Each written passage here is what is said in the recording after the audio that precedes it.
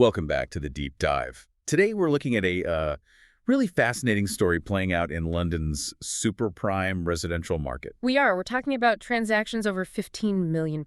Right. And the volatility in this, very high-stakes segment can tell us a lot about how global wealth is moving right now. It really can. Our goal here is to drill down into the 2025 Beauchamp Estates Billionaire Buyers Survey, because this isn't just about property prices, it's about a huge demographic shift. A shift that's all about the end of the non-dom tax status, isn't it? Exactly. That's the trigger. For anyone who doesn't know, that status allowed wealthy UK residents to shield their overseas income from UK taxes. And taking that away has created this core dynamic. Yes, an exodus of wealthy non-dom sellers leaving their main homes, which creates this flood of supply. A flood that's being met by a completely new wave of international buyers. A younger, non-tax-driven wave. So let's talk about that exodus. The scale of it in 2025 was just, staggering. It was. The data shows that something like 65% of all super prime sellers were non-doms selling their main family homes. 65%. That's an enormous volume of property changing hands in a very short time. And where they're going tells the whole story, Lower tax jurisdictions, I assume? The usual suspects. We're talking Dubai, Abu Dhabi, Milan, Monaco, Geneva. And the key thing is, the homes they put on the market were often the largest ones, the big family estates. Which means they had to be more flexible on price to get a quick sale. They had to be. But here's a really fascinating detail. Oh. While they sold their primary residence, many didn't actually leave London for good. They downsized. Downsized? Into what? They bought smaller homes, still very expensive, mind you, typically between £7 and £10 million. So it's a strategic move then. They're keeping a foothold. It's a total shift. London goes from being a primary residence for tax reasons to being a strategic hub. A base for business, for their children's education, but they're not fiscally based here anymore. Okay, so if the old guard are now just investors, who is filling that huge residential gap they've left? That brings us to the new buyer profile. The demographics are still largely from the Middle East, China, and the U.S. But the report highlights a new group too, right? From Turkey. Yes, and for them and for many buyers from China, it's about safeguarding capital. It's about moving wealth away from domestic volatility. So their motivation isn't tax, it's security. It's lifestyle, security, and education.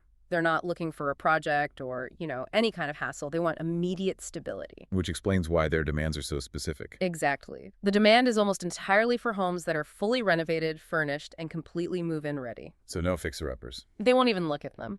And they want developments with serious amenities, gyms, pools, the works, but the absolute non-negotiables. Let me guess. 24-hour concierge and security. You got it. It's their insurance policy. Spacious single-floor apartments are especially hot. The ultimate lock-up-and-leave property. Right. It reinforces that quote from Gary Hersham, that London's draw is its culture and education, its soft power. That's it. It's not just about the balance sheet anymore. So if 2025 was the year of the big disruption, what's the forecast for 2026? Is all this supply going to create weakness in the market? Well, the bulk of the exit has kind of been absorbed now. But yes, elevated supply is expected to continue for a little while. Meaning prices might soften a bit more? The forecast is for maybe another 2 to 3%, especially around properties that might be hit by any proposed mansion tax. That creates uncertainty. But a 2 or 3% dip? I mean, you have to put that in context, don't you? You absolutely do, because compared to its rivals, London suddenly looks like compelling value. You're talking about Dubai and Abu Dhabi. Precisely. Prices there have exploded, maybe 40 or 50% in the last few years. So London, while not cheap, offers stability and legal security. Those newer hubs just can't match. For a long-term investor, it almost looks like a bargain. So the market is recalibrating, not collapsing. Exactly. And demand is becoming laser-focused on top quality in the best addresses. Think Belgravia, Knightsbridge. So to sum it all up, London is still a global safe haven. It is.